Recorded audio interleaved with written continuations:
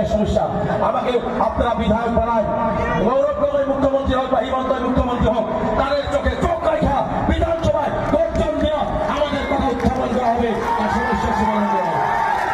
গতিকে সবাইকে আমি আহ্বান জানাবো যে আমাকে তো আপনাদের, আমি আবারও বলছি, আমি গরিব ঘরের ছেলে, আজকে আপনাদেরকে গাড়ি দিতে পারি নাই, পানি দিতে পারি নাই, কিন্তু পা ভোলটা যেভাবে আদর দিচ্ছে এটা আমি প্রতিদিন বলবো না।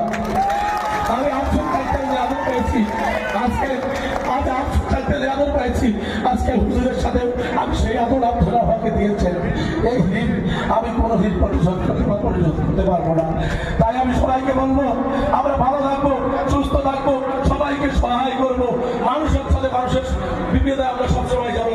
আর যেভাবে মা বোনরা, যুব বন্ধুরা যে সহায় করেছেন, আজকে আপনারা সবাই জানুন, আমাদের মিয়া মিয়া বলে শিবসাগরে মারে, ডিব্রুগড়ে মারে, প্রতিবাদ করার মানুষ নাই। 2012 সালের গন্ডগোলে কেউ ডেড বডি কান্দে নিয়েছিল না, এই রেজাও আপনাদের সন্তান ডেড বডি কান্দে নিয়েছিল। 2010 সালে পাইলট প্রজেক্টে, এনআরসি পাইলট প্রজেক্টে আমার 4 জন সচিবকে আমার সামনে গুলি করে মারা হয়েছে। আমি বুঝি পাইলটি মানুষের সমস্যা, আর তারা কি বুঝে?